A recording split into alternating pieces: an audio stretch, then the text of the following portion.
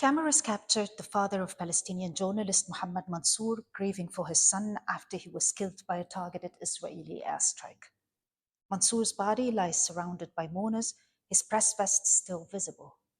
His father grasps a Palestine Today TV microphone and presses it into his dead son's hand, imploring him, "Ihki, ihki, dallak ihki, tell, keep telling." A few hours later, journalist Hussam Shabat was also deliberately targeted by an Israeli airstrike. Shabat's final message, published posthumously, urged everyone not to stop bearing witness and to continue telling the stories of Gazans. When military or state actors justify the targeted killing of journalists, poets, and writers by referring to them as terrorists, they implicitly acknowledge the perceived political power of words and mere writing and speech. Reporting and contesting the actions of a powerful military appears to be taken very seriously as an active threat. Ghazan poet and literature professor Rafat al-Arir's notorious 2011 poem If I Must Die reads retrospectively after his 2023 assassination as a last will and testament, asking survivors to write and narrate against forgetting. Palestine is a story away, writes Al-Arir, and Gaza writes back, the anthology he edited in 2014, describing the power and significance of storytelling under occupation, land annexation, and settler colonialism. He argues that liberation can be embodied in a poem or tale. Homeland and belonging are written into being as stories and poems, especially when land is usurped, places are renamed, city landscapes and infrastructures changed. Settlement erases and overwrites histories, but also physical spaces and their names.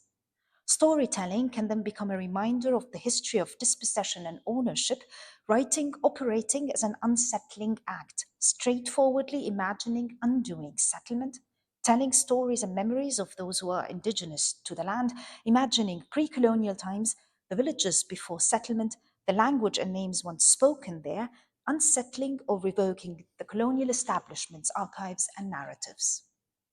In the documentary The Neighbor of Al Carmel, the visual artist Maysa Azaiza is seen in the middle of the city of Haifa drawing 3D images on the walls of old deserted Palestinian homes in that city, imagining and reviving the memory of how they looked before the Nakba.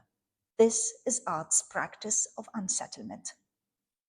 Palestinian fiction reads to us as resistance to reality, even in the midst of a genocide, crime of crimes further than ever from liberation, with rogue settlers closing in, land fragmenting and disappearing at speed, letters are being written under the rubble.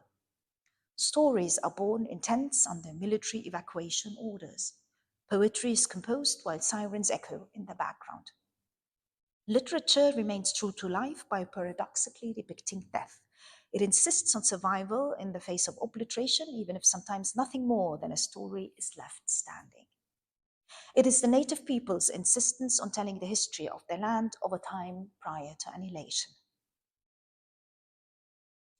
This talk was originally scheduled as a public lecture that I was due to give as the distinguished Max Kade Visiting Professor for spring 2025 at the Germanic Department at Columbia University. However, I am delivering my speech in a lecture hall that is marked by absence, the absence of an audience. This setting reflects, if anything, the current state of affairs when talking about Palestine at Columbia and other academic institutions and public venues. Authoritarian rulings are being established on the back of the Palestinian people.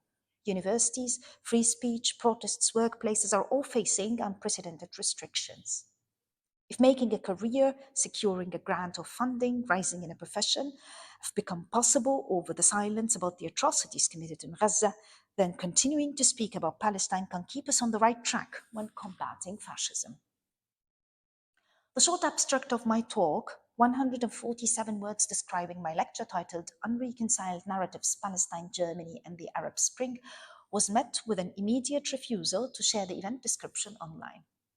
Well-meaning advice intended to help the talk go forward suggested omitting the event description altogether and avoiding any reference to Palestine in the title, thus obscuring the topic into a vague, undefined matter of unspecified, unreconciled narratives.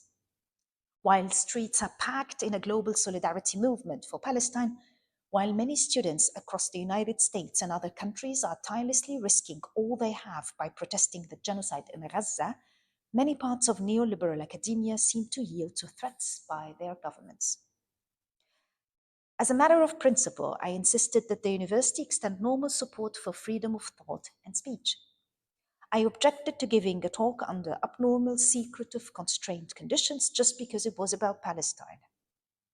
However, Colombia's silence over the ICE and DHS abduction and arrest of the Palestinian activist Mahmoud Khalil, who remains in detention until today, was the definite game changer that made me decide to cancel this event.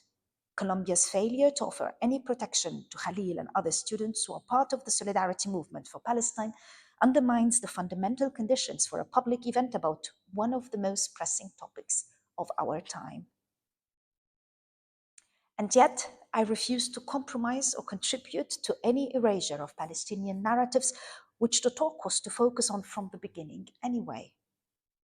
Gazans have urged us from beyond the grave to continue talking about Palestine, which is the main reason I am here in an empty lecture hall. My talk happens to have been scheduled to take place on the 17th of April 2025, the one-year anniversary of Columbia students launching their first anti-war Gaza solidarity encampment that sprang up around the US as a response. I am recording this talk in Hind's Hall, previously known as Hamilton, which students occupied during their encampment of 2024, the same building that anti-Vietnam War protesters occupied in 1968.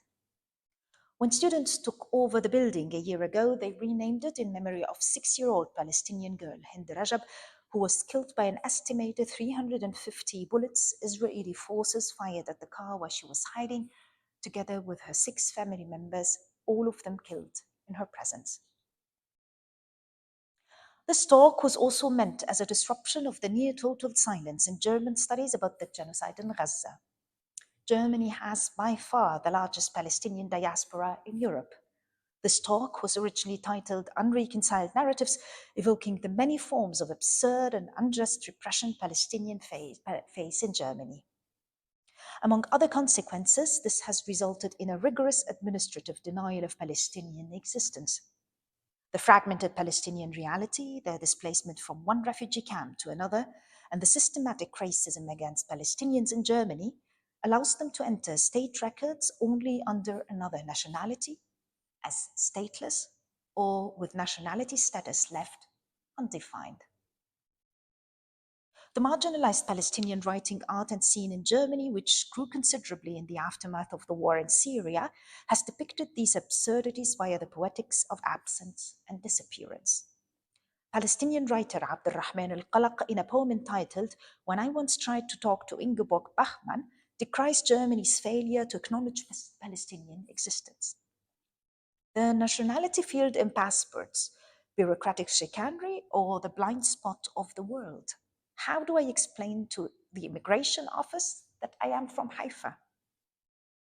Similarly, Palestinian activist Lamis al-Khatib recounts in the documentary film Letters from Yarmouk how, arriving in Germany as a refugee fleeing the Syrian war, state officials inquiring about her country of origin eventually concluded she was bila watan, without a homeland. An Arab student union that advocated for the Palestinian cause was first formed in the 1950s in Munich, the spiritual capital of the Nazi regime. From there, students organized across different German and Austrian cities. A first protest erupted on the 5th of November 1956, calling for Palestinian rights and criticizing Israeli cooperation with Western imperialist powers in the region. The protest led to the arrest of the student union president. Since 1971, the Palestine Research Center has published the Arabic language quarterly journal Palestinian Affairs, which documented the transnational history of student movements for Palestine in Western Europe, with detailed reports on the activities of the GUPS, the General Union of Palestine Students. On the 14th of May 1958, 10 years after Israel's declaration of independence, a demonstration calling for Palestinians' right to return was also organized in Munich. It was the first protest to criticize Israel in post-war Europe since the founding of the Israeli state, and it was carried out by an international group of demonstrators. The number of police officers recruited that day in Germany exceeded the number of protesters. Despite its connection to German studies' most prominent topics, the Holocaust, remembrance culture, Nazism, and others, Palestine remains unmentioned across the field. While German studies inside and outside Germany compete over research innovation and progressive scholarship, silence over Palestine is where they mostly overlap. The few Palestinian writers published in German, such as Wadi Sudah, Sumaya Farahat Nasr, Ibrahim Lada, remain mostly unknown until today. Rashid Khalili's book, The 100 Years' War on Palestine, includes personal family archives comprising documents, photographs, as well as correspondence between Khalili's great-great-grandfather, then mayor of Jerusalem, Yusuf Dia al-Khalidi, and Theodor Herzl around the turn of the 20th century. I was surprised to see it published in German by Swiss publishing house Unionsverlag, who then omitted some of the photo materials from the German edition. The German culture-oriented radio station Deutschlandfunk Kultur referred to Palestinian national poet Mahmoud Darwish as controversial in a 2018 segment titled Poetic Explosive, without naming the controversy. Ghassan Kanafani, who was killed by real explosive in Beirut in 1972 in a targeted Mossad assassination, was introduced by the same radio station as a controversial writer in a 2022 segment. In her freshly published book, The Last Sky, Palestinian-German journalist Alena Jabarin recounts growing up with Palestinian heritage in Germany and her contemporary experience living in Palestine. Jabarin pinpoints at the outset of her book how there is no language in Germany to speak about Palestine. She concludes that the suppression of speech may be an indication of the power of language and her main reason for writing the book. When speaking felt like walking barefoot across a minefield, I understood that it was necessary to step forward right now. Ali al-Kurdi, Ghayath al-Madhoun, and Abd al-Rahman al-Qalaq are among the Palestinian writers who came to Germany from Syria. Almost all these authors brought to the German context the literary genre known in Arabic as Adab al-Mukhayyam, or camp literature, Palestinian writing in and about refugee camps. If the Zionist project from its beginning was in a hurry to shut down Palestinian refugee camps throughout the region after the Nakba, camps and other shelters built for Palestinians want to be erased. One goal describes ethnic cleansing, the other return. The unresolved question of Palestine is at the heart of these camps. It is therefore not surprising that the political and aesthetic revolutionary potential of this genre has been largely neglected. Texts and poems born in this imaginary Palestine depict an isolated Palestinian community in all its facets. Militant and art resistance, intra-Palestinian debates about self-governance and rule, rebellion against the permanence of the camps, the right to return, and more. If anything, camp literature brought to the heart of Europe will bring more unreconciled narratives to the surface. The genre is a reminder of Germany's long-standing, ongoing complicity. The neglect of this literature in Germany doubtless reflects the structural racism and literary reception that preserves very little space for Arab authors in general, not to mention Palestinians. The acknowledgement of the Palestinian writer Adania Shibli was awarded the Liberatur Literary Prize, the indefinite postponing of the award ceremony, and the scandal of her mistreatment speak volumes about that place the German literary scene holds for Palestinians. The poet Ghayath al-Madhoun recounts how, while editing Continental Drift, the Arabic Europe, a poetry collection featuring exiled Arab poets, the German Publishing Foundation demanded that Arab contributors, unlike any other group of writers, sign a statement disavowing the boycott, divestment, and sanctions movement known as BDS, a request that al-Madhoun rejected, denouncing it as discriminatory. Camp literature that is continuing in Gaza and refugee camps under bombardment and genocide is part of a writing tradition as old as the Nakba and the displacement of Palestinians to tents. It is therefore impossible to address the question of Palestine without taking camp literature into consideration. The first Palestinian refugee camps established in the aftermath of the Nakba overlap with the post-war era, with international laws and organizations intended to guarantee that the system that allowed the Holocaust would never occur again. The birth of this new order overlapped with the banning of Palestinians from their homes during the Nakba and their displacement to refugee camps in neighboring countries or within the Palestinian territories to Gaza or the West Bank. In his groundbreaking book, The Time Beneath the Concrete, Nasser Abu Rahma reminds us of the temporariness of refugee camps at the time of their establishment, and that Palestinian refugees in these camps were meant to be permitted to return. What we are witnessing right now is the opposite. International law is being broken while official and explicit plans are being made to ethnically cleanse Palestinians, including those in the camps that came into existence after Palestinians became refugees in their own homeland. The three authors that I will focus on live or have lived in Germany. Ali al-Kurdi's novel The Sham'aya Palace, Abdurrahman al-Qalaq's collections of prose and poetry, Thieves Beat Me to Haifa and Rite of Passage, and Ibtisam Azam's novel, The Book of Disappearance, interrupt the process of colonial settlement, engaging in what I would like to refer to as literature of unsettlement. Ali al-Kurdi's novel, The Sham'aya Palace, depicts the transformation and expansion of a refugee shelter in Syria since the 1950s and its changes over decades. Unlike much of the Palestinian writing about camps, which concerns actual tents eventually replaced by buildings, the novel, as the title suggests, houses refugees in a deserted palace at the heart of the complex fabric of Damascus' old city. While Palestinian refugee camps are typically isolated at outskirts of cities and society, Sham'aya's location creates tension between marginalized refugees and various other ethnic, religious, and cultural groups in Syrian society. As a political opposition group in Syria, Palestinians have faced an endless spiral of marginalization. They are stateless refugees exposed to class disadvantage, opposing a particularly repressive regime. They also embody the unresolved question of Palestine and pose a threat to Israel. The narrative depicts different scenes of discrimination by the police apparatus, as well as the policing and restrictions enforced by the UN and the UNRWA, in addition to the dire living conditions.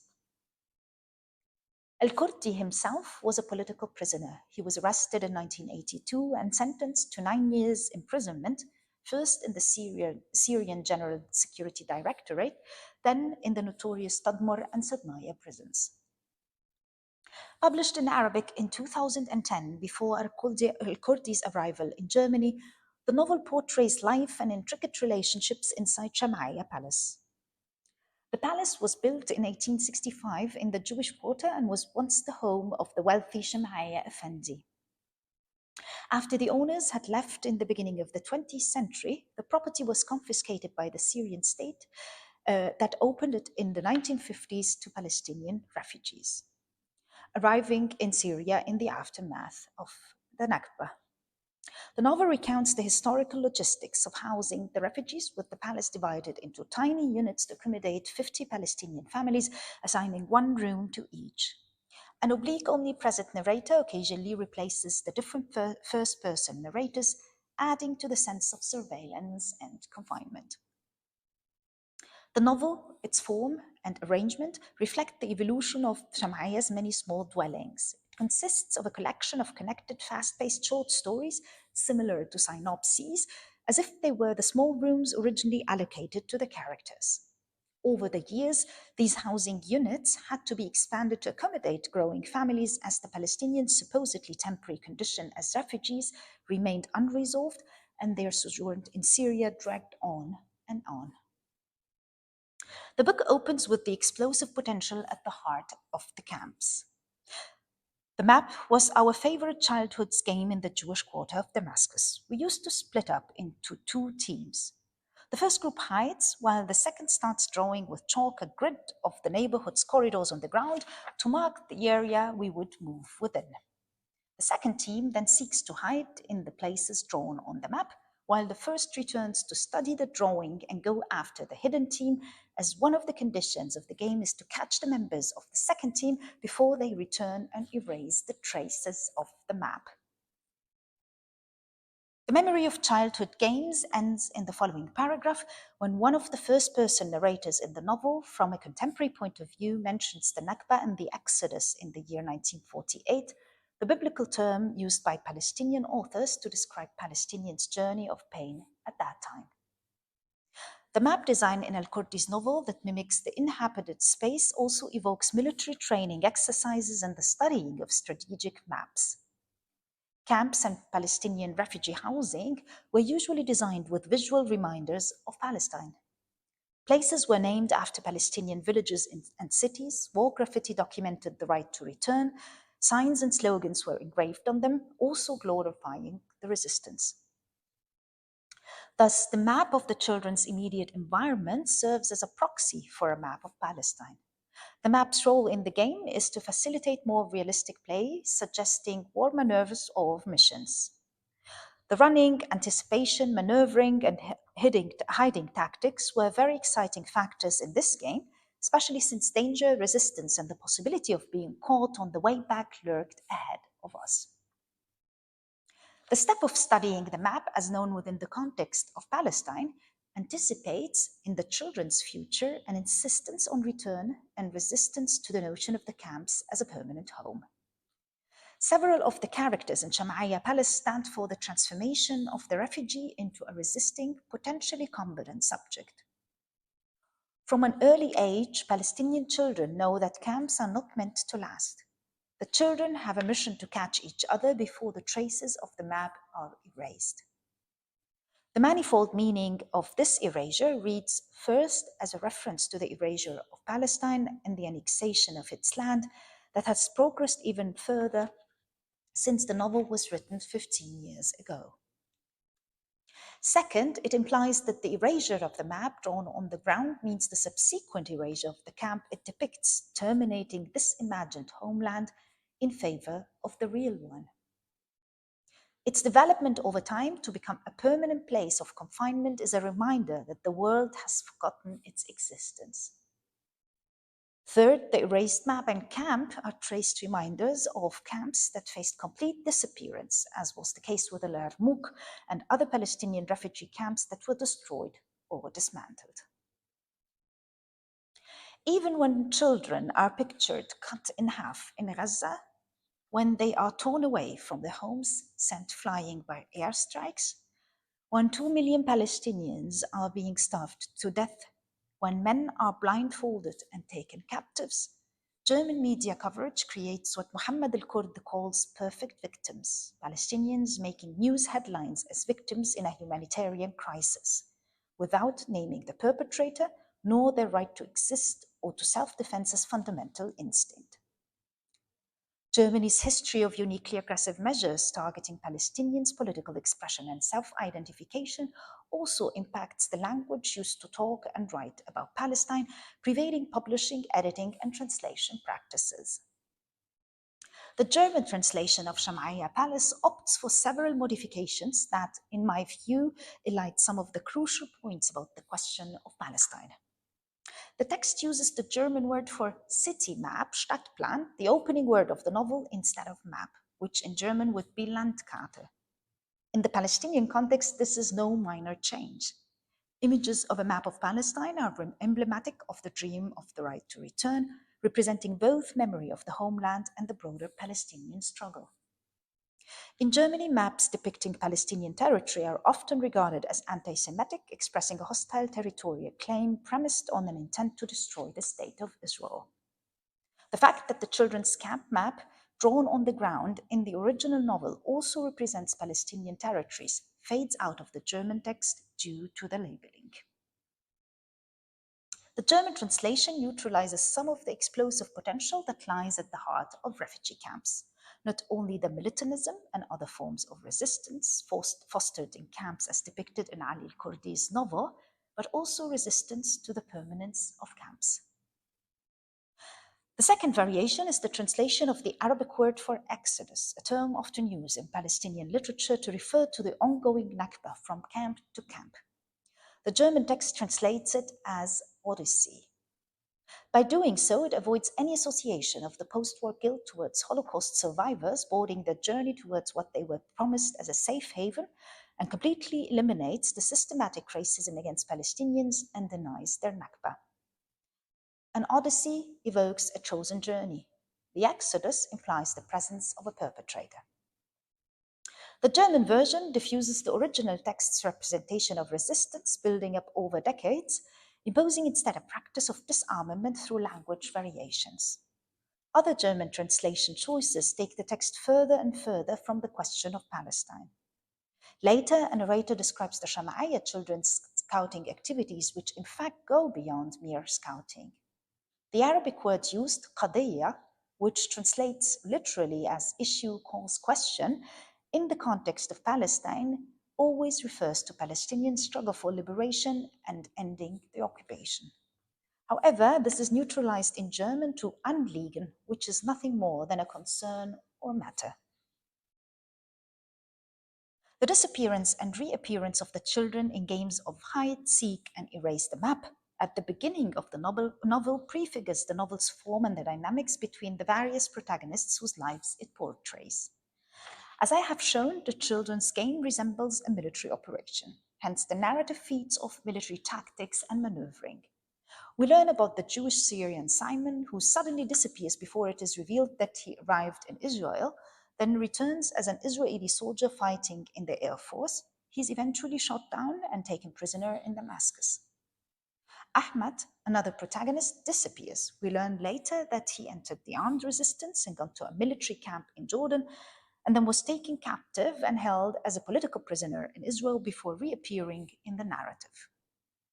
The dynamics of disappearance and return to target others is foreshadowed at the outset of the novel in the children's game. How to narrate a closure when the Palestinian struggle outlasts the narrative. In a meta-commentary describing the exceptional case that Palestinians are advocating as a tragic novel whose chapters have not yet been written to the end, the narrative refers to that impasse in the plot and the question of Palestine altogether. Camps evolved from tents to cement structures with walls and ceilings to several buildings of several stories, but they are still meant to be provisional.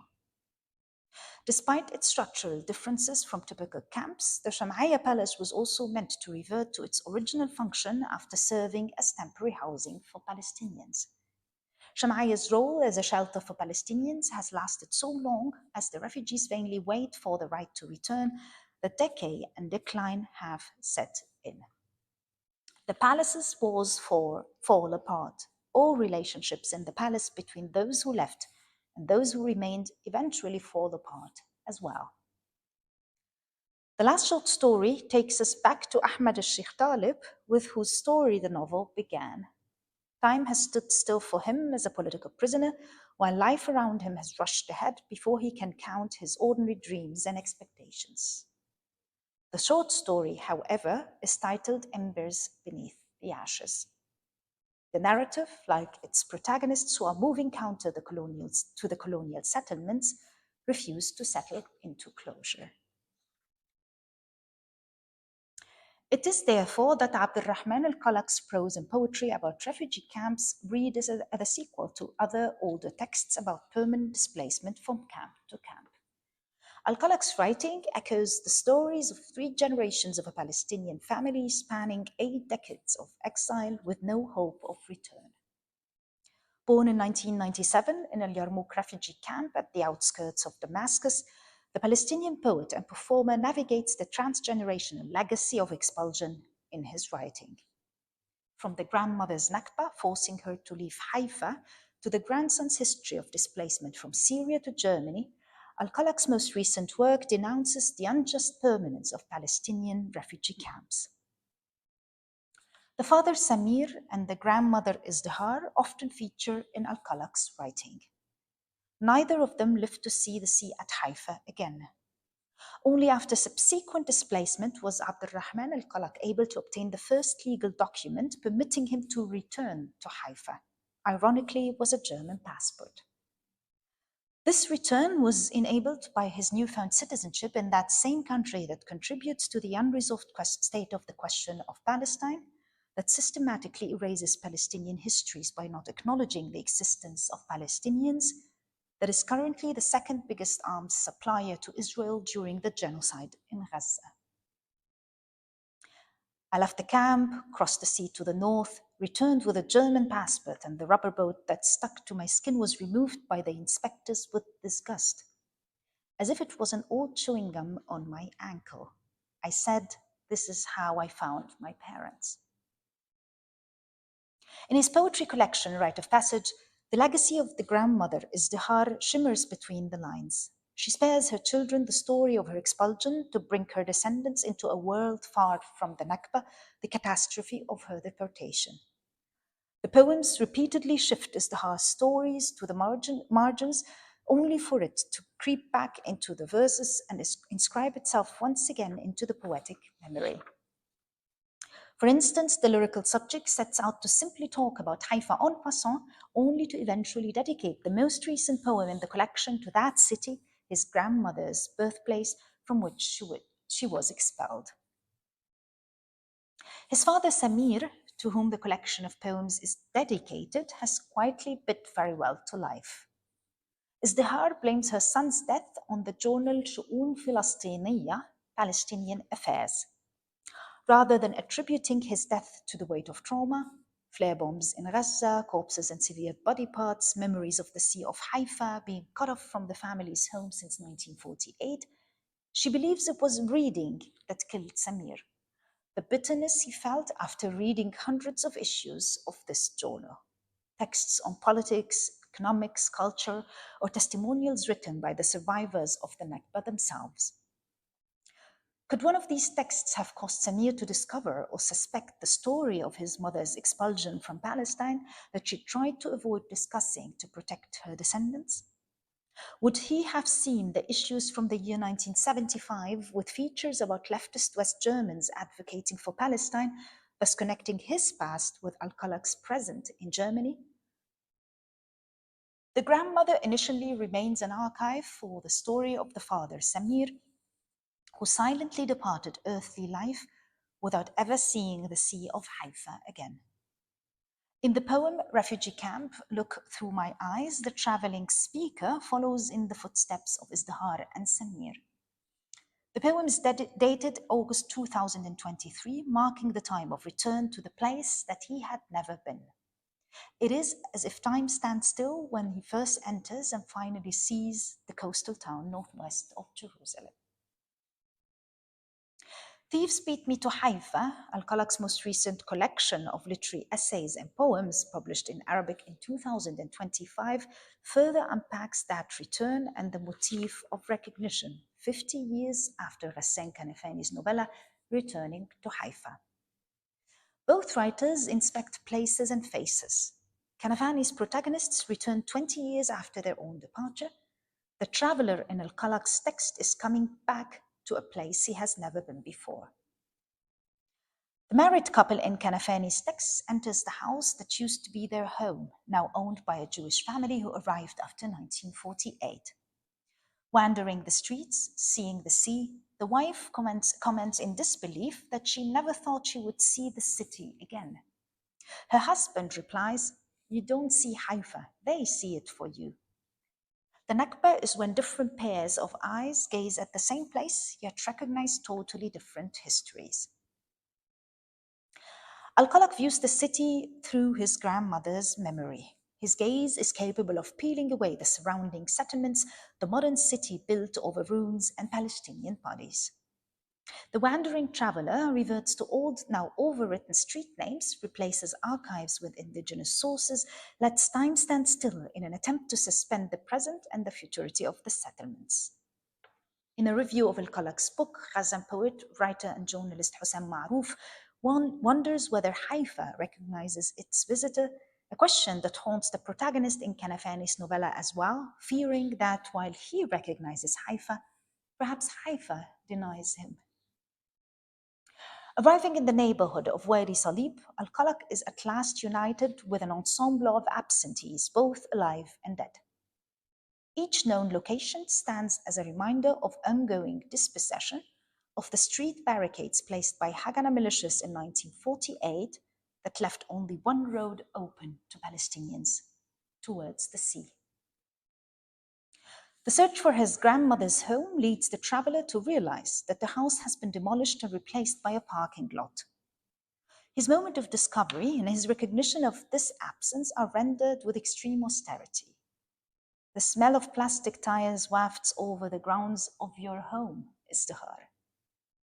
A photograph is sent to Palestinian historian Johnny Mansour, who confirms, yes, the Al-Qalaq house was here, pointing at the spot, identifying it, pointing at it, yet not being able to see it.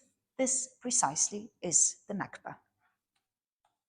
Following the unsettling realization of the absence, the book describes return being an act of suicide. Al-Qalaq realizes that he arrived late at the meeting of absentees.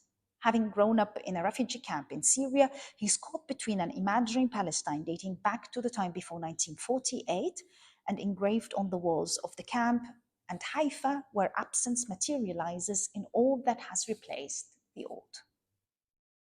There, he realizes how the distant proximity of refugee camps to Palestine preserves a vision of an imaginary land, unlike his grandmother's hometown, where a parking lot has replaced her house, street names have been changed, the Haifa naval base blocks people's access to the sea, and the port is only accessible to passengers and soldiers. Suicide, as defined in the essay, then means that the camp was nothing but the grandparents' generation oral memory of Palestine, carried with them during their displacement and passed on to the next generations. Time has stopped progressing in this Palestine, running parallel to the other Palestine of Haifa under settler colonialism and ethnic, cultural, and linguistic hegemony for more than 75 years. People often say that bombs can make time stand still. If the overpressure wave caused by a blast did not destroy clocks completely, it would make their hands stop from running. After the siege and bombing of Al Yarmouk, Al-Qalaq writes that he expected the world to stand still, yet it continued. The same applies to Khan Yunis in Gaza, the first UN refugee camp that has now been completely razed by bombing and fires. The texts engage in a practice of modifying times and creating their own temporalities. The opening text of the anthology, Izdihar's Eyes, or the Nakba Between the Door Shutters, addresses how camps have preserved their own temporality for decades. Every night, the mother, Nidal, climbs up onto a chair to remove the wall clock, places it on a table, and then removes the batteries until morning. The loud ticking of the clock prevents her from hearing if thieves try to break into the house. Every night for 15 years, Nidal lets time stand still. A never assumes this family tradition has anything to do with thieves. As a child, he's relieved that time is standing still. This feels like a promise that everything in Al Yarmouk refugee camp has ground to a halt. No death, starvation, funerals, marriages, or protests will happen while the batteries are on the table. Nidal creates a temporality for the camp inherited from her Palestinian mother. She too used to remove the batteries from the clock and put them back in the morning. What people thought was Alzheimer's is actually the fact that the grandmother's memory can retain only 2 dates, either the 14th or the 16th of May, the time before or after the Nakba. The text also tells the story of a Palestinian mother who fled from Palestine to Syria and then to Germany, where she used to walk around her new house thinking she was still in Palestine. When batteries are removed, new temporalities are created, hoping to outlive the time undone by settler colonialism. Stopping the clock arms from moving turns back time to the era before settler violence, as described in the book's title. In Thieves Beat Me to Haifa, Palestine, this imagined construct in the camps, on its walls homes, alleys, and passages is taken to another level, given that the Al Yarmouk was destroyed and depopulated during the Syrian war after having been besieged and its population starved. Not even an imaginary homeland was meant to last. The death of Palestinian refugee camps, therefore, is not meant as a metaphor. From camp to camp, from death to death, is a quote by a Palestinian mother that Al-Qalaq keeps coming back to. It describes the history of displacement of Palestinians, including his own. As stateless Palestinian, he grew up in a refugee camp only to then cross the Mediterranean and arrive at a new refugee camp in Germany. The dismantling of the camp does not stop at this point. In the essay titled, "If Our History is Full of Victories, Then Why Are We Still Being Born in Camps?" the Palestinian insurgent narrator calls to account the militant mythology of the camp with its triumphalist myth of past or imminent victory, betraying a reality where parents still cannot rely on any promise of protection for their children. I read this essay as a climactic appeal, given its rebellious, engaged tone, as it exhorts today's Palestinians to eradicate the cultural and psychological traces of the camp. Al-Qalaq sets the record straight and refuses false narratives and myths of victories told by Palestinians in times of defeat.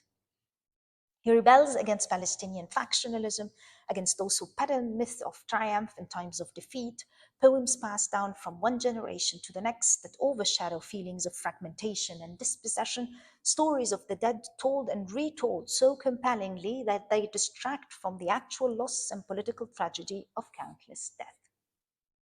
Al-Qalaq's text rebels against the pitfalls of forgetting that the camp is provisional, of indefinite suspension of time.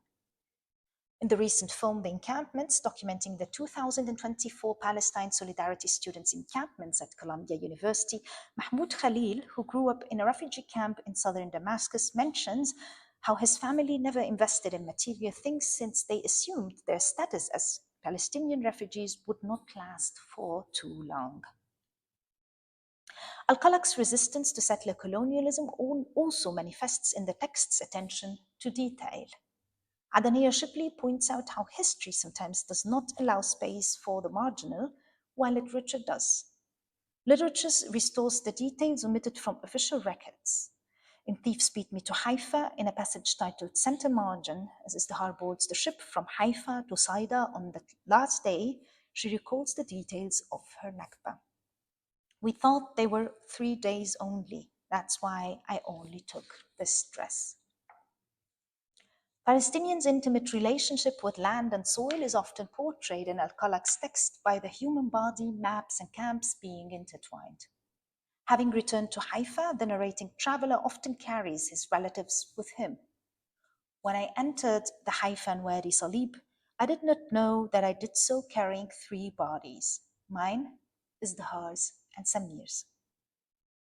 The moment he recognizes the spot where the family's house must have been, he throws himself on the ground as if to become one with that spot on the map. There, in Haifa, 3 displaced generations, a community of absentees, were crying from 2 eyes. The map of Palestine is internalized. Pointing at all Palestinian villages amounts to pointing at one's own body parts. When Germany deploys police officers to suppress pro-Palestinian demonstrations in Berlin, the protesters they chase down, today's Palestinians, also carry within them the legacy of all the earlier generations exposed to violence and brutal repression. It is therefore that the suicide of the camp is perceived in the texts as a suicide of their protagonist. They are, at the time being, inseparable. Now, what if one day we wake up to find all Palestinians in Israel have suddenly disappeared? Absence and the shadow of the missing Palestinians come to a head in Ibtissam Azam's novel, The Book of Disappearance. It was longlisted for the Booker Prize 2025, shortly after the Israeli Prime Minister visited the White House and applauded the American president's fresh idea to ethnically cleanse Gaza.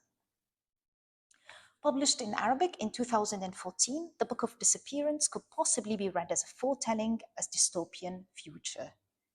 Instead, it is a belated retrospective depiction of the ongoing mass expulsion, displacement, and killing of Palestinians that started with the Nakba and long before Gaza. Azam's book is the creative answer to Edward Said's The Question of Palestine. If Palestinians pose a threat to Israel's security, literary imagination opens a realm where, without any bloodshed, the existence of one Jewish state without its Palestinian other is made possible. The most baffling aspect about this book is how closely it approaches realism, at least for readers who are familiar with the 100 years of war on Palestine. Azam has spoken about two major incidents that inspired the novel. The first is a well-known quote by Israel's former Prime Minister and Nobel Peace Prize laureate Yitzhak Rabin. At the time of the First Intifada, Rabin said he wished he could wake up one day to find that the Gaza Strip had sunk into the sea. The second is Israeli historian Ben Morris' defense of the ethnic cleansing of Palestinians by forced removal, framing the Nakba as a justified act, adding that Ben-Gurion made a mistake by stopping short of expelling all Palestinians. In this novel, set in contemporary Tel Aviv and Jaffa, an entire society grapples with the mystery of Palestinians, Nakba refugees in their own homeland, vanishing suddenly and without notice, leading to a mass panic among Israelis. In Time Beneath the Concrete, Abu Rahma explores how settler colonialism is bent on conquering time as much as space. Abu Rahma writes, if political Zionist is a project stuck at its foundational moment of conquest, unable to move past the past, it is not simply because its own imminent contradictions have risen to the surface, but because the Palestinian insistence on remaining and not disappearing amounts to a refusal to abide by the closure of time, a refusal of the rendering of the past into settler futurity, a refusal to allow the impasse to be overcome. Azam's novel challenges this argument, presenting a vision where even total Palestinian disappearance inescapably haunts the settler colonial project. The narrative incorporates, in short chapter forms, the memoir of Ala, an independent cameraman. The antagonist is a journalist, Ariel, Ala's Israeli neighbor. It is hardly surprising that Ala and Ariel were introduced to one another by a German, minor character with major historical agency. In an allusion to the contrived German culture of remembrance, the two neighbors first meet at a party thrown by Natalie, a blonde German who was uneasy about being blonde and German. She was haunted by her guilt and her ancestors' crime. And everything somehow revolved around her guilt. Ariel complained to Ala once that she talked so much about the Holocaust, one would think she was the granddaughter of one of the victims and not of a Nazi. The book sets a scene of absence that precedes the enigmatic disappearance of all Palestinians. We are thrown into the narrative world at the juncture when Ala narrates how his mother has just discovered that his grandmother is missing and rushes out to search for her.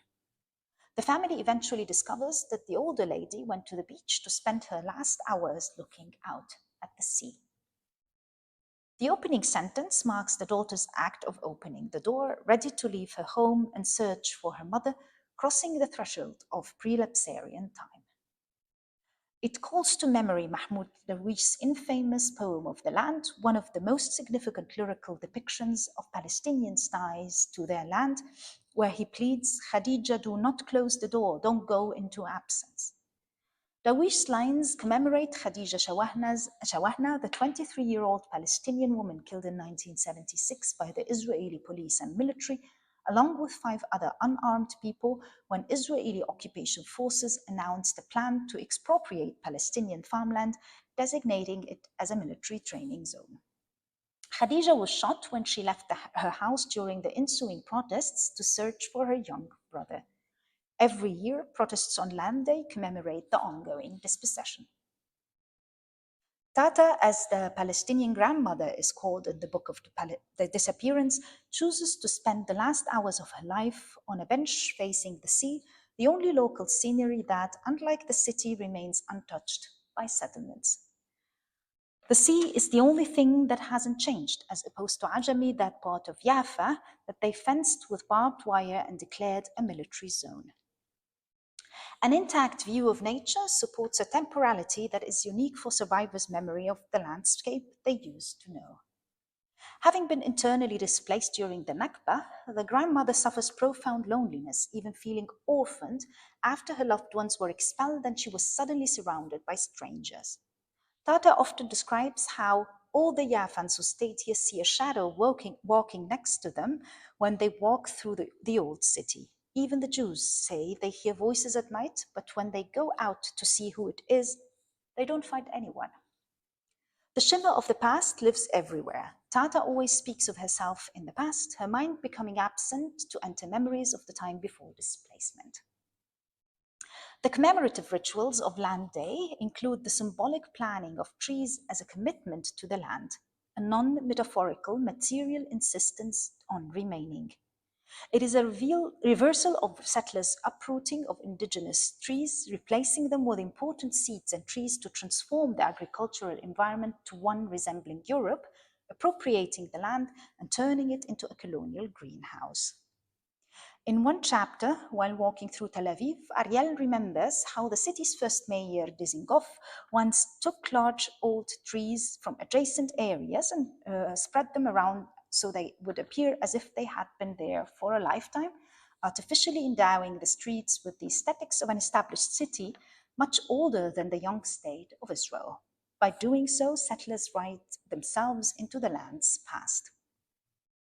Even the architecture of the city, with the novel's reference to the Bauhaus, the style fascism band that found a home in this tiny country after it fled fascist Europe, makes Tel Aviv seem like a Mediterranean projection of northwestern Europe. Tel Aviv is full of Bauhaus architecture. Its memory is buildings and houses washed in whiteness. Memory is a choice. This reference is followed by a mention of Yehuda Magidovich, an architect who immigrated from Ukraine to mandatory Palestine and is considered to have largely shaped the international style aesthetic of Tel Aviv.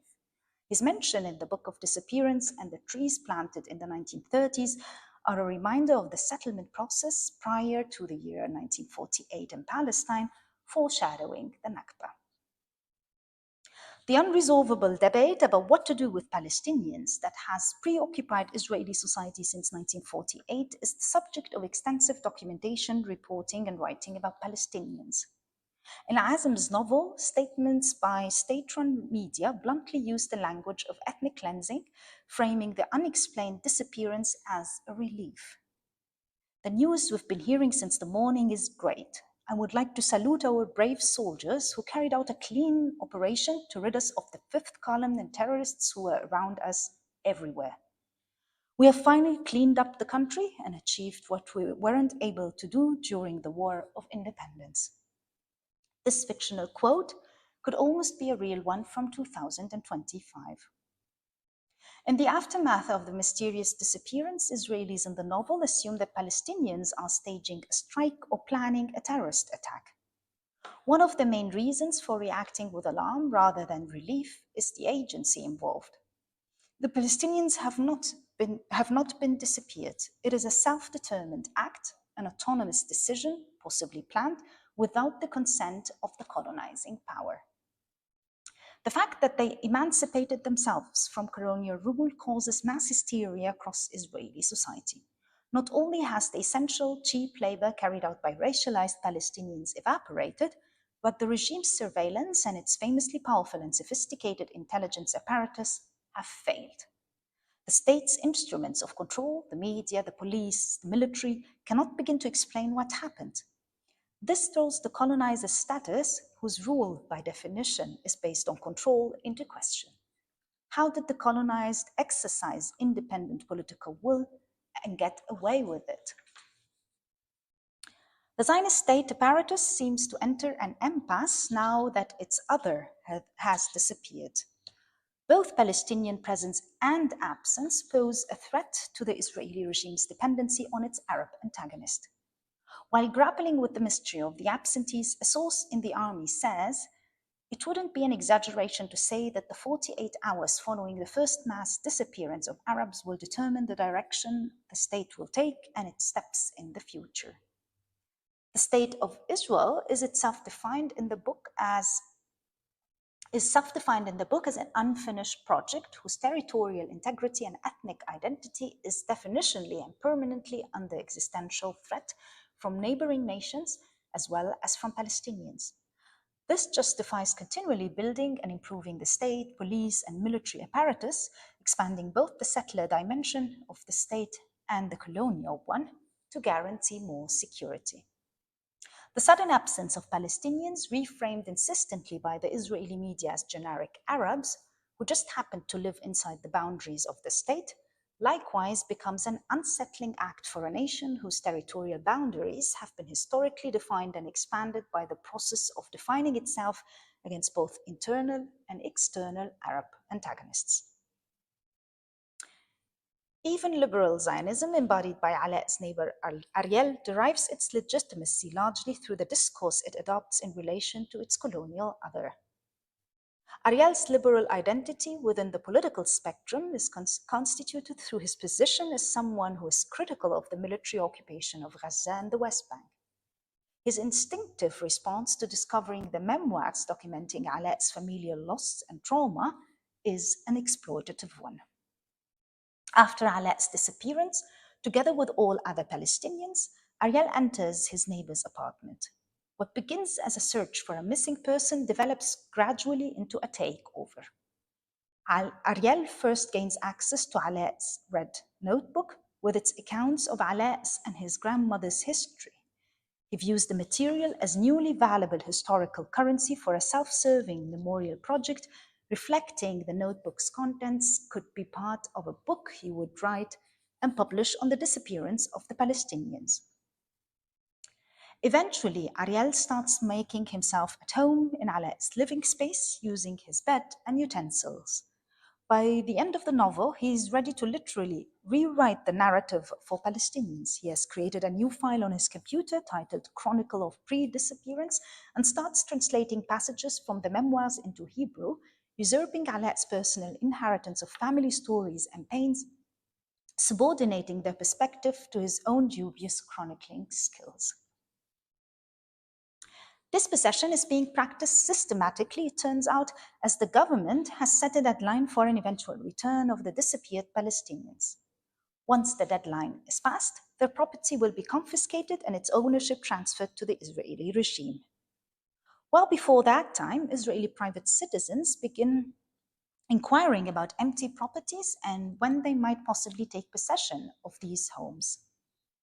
Literature here follows a real legal precedent, and the absentee property law of 1950 was the main legal instrument that allowed Israel to take possession of land and property of Palestinians displaced in and outside the country. The settler paradigm relies on cultivating a dominant collective memory deliberately designed for incongruence with the recollections of indigenous populations. Reinventing landscapes and landmarks, substituting languages, destroying and curating archival material, internal propaganda and censorship, hasbara, political instrumentalization of the narrative of constant threat to the state's security. All of these craft and maintain a cohesive dominant narrative that makes Palestinian memories seem inaudible, not to mention implausible. In the Book of Disappearance, several disputes between the main Palestinian protagonist Alaa and his Israeli antagonist Ariel elaborate on that issue. After Alaa's disappearance, Ariel recalls how, in a heated discussion, Alaa blames him, liberal Zionist, for denying him the space for Palestinian narratives to come into being. Everything we say is lost in translation, even when we speak the same language. The tragic irony is highlighted by the fact that Alaa's story and his memories of his grandmother are being shared with the reader through a breach of privacy. Ariel's own discovery of Alaa's story has occurred in a context where he is usurping his home, his belongings, and ultimately even his words. Liberal Zionism is characterized in the novel by total complacency and confidence in the dominant narrative, sheltered from self-doubt by its impermeable collective memory. While navigating Alaa's memories, Ariel questions the legitimacy of Alaa's preoccupation with the past. Why can't he just enjoy living in a modern state with all its freedom and privileges? He wonders why the Palestinian protagonist once erupted in anger when they discussed this before his disappearance. Ariel ultimately settles upon a conclusion where he blames Alaa for his disappearance, reflecting that it would have been a better choice to stay, continuing the struggle over renaming streets, and so on. Ariel defines his superior position by flatly denying the colonized other's right to assign significance to this possession, the right to understand his own memories. The Book of Disappearance shows Alaa in a double bind, moving between his grandmother's past and the Israeli present, whose project is to override that past. Born in 1967, the year of the Naksa after the Six-Day War of that same year, to a mother who was born in the year of the Nakba, the Palestinian protagonist eventually asks what it means to be Palestinian. Azam's first book, Sleep Thief, Gharib Haifa, thematises the third generation of Arab Israelis. It touches on how Palestinians growing up in Israel first must learn about the shared narratives in the collective memory of majority Israeli society that overshadow their own history of displacement and dispossession. The sense of rootedness, despite estrangement, is featured in the title of Azam's first book, Gharib Haifa, repatriating the protagonist by juxtaposing the Arabic word for stranger with Haifa. Every time someone calls his name, we are reminded of him being an alien. The Book of Disappearance shows a struggle over historical time on multiple levels, a transgenerational one between Tata's past and Alaa's present, and then on a further level between Alaa's personal and family archives overshadowed by Ariel as a member of Israeli society at large. The complexity of these issues is reflected in Alaa's relationship with and perception of Yafa. Your Yafa resembles mine, but it's not the same. Two cities impersonating each other. You carved your names in my city, so I feel like I'm a returnee from history. Always tired, roaming my own life like a ghost. Yes, I am a ghost who lives in your city. You too are a ghost living in my city. And we call both cities Yafa. Azam's novel and writing in general become an unsettling act, a space for imagining the undoing of colonial settlements. Alaa's grandmother's absence, marking her death, prompts him to start writing his memoirs in the red notebook. Ink falls onto paper to replace the grandmother's disappearance. When he looks back at what he has written, he notices his chaotic handwriting that the grandmother used to describe as scribbles like chicken marks, unlike his grandfather's script that was so beautiful, like a calligrapher's. Alaa's path to sorting through the memories is marked by discovery, the memory of his grandmother not overlapping with his own, and the feeling of frustration because of the cracks in Tata's memories. It might seem surprising or baffling for some readers to see how Azam has predicted future events. The Book of Disappearance, however, does not foretell the fate of Palestinians. It describes what they have been facing since decades while most of us were busy not listening. And above all, it shows how, despite their disappearance, the question of Palestine remains. Azam's book raises the question of readership's role and responsibility. Turning the book's pages is bearing witness to ethnic cleansing that becomes even more obscene when we are spectators of a live-streamed genocide. We are trapped between bearing witness and being implicated readers. Another pressing question is, are we reading about Alaa's memoirs of his grandmother, or are we reading about Ariel's reading of these memoirs, an act of reading that I already described as usurpation? Is there some state of affair that we seem to have accepted for a long time and that begs to be challenged? None of the Palestinian grandmothers I mentioned in my talk can be abstracted and elevated into a tasteless allegory of homelands or nation to serve a libidinal economy of reading. What is speculative fiction for us is their gruesome realism, their most sober depictions, our hyperboles. I regard it as part of a commitment to an ethics of reading not to approach descriptions by Palestinian and other Gazan writers, and particularly Gazan writers, as metaphors. When children describe a heart still beating outside the human body, When people are carrying the remains of their beloved ones in plastic bags, when children are performing funerals for their dead toys, when a boy writes letters and sends them to the picture of his killed father hanging in the tent, it becomes a moral responsibility to avoid indulging in recognizing metaphors in texts. Bearing witness to a genocide is also about recognizing the abject of the literal. Gaza is the end of metaphors.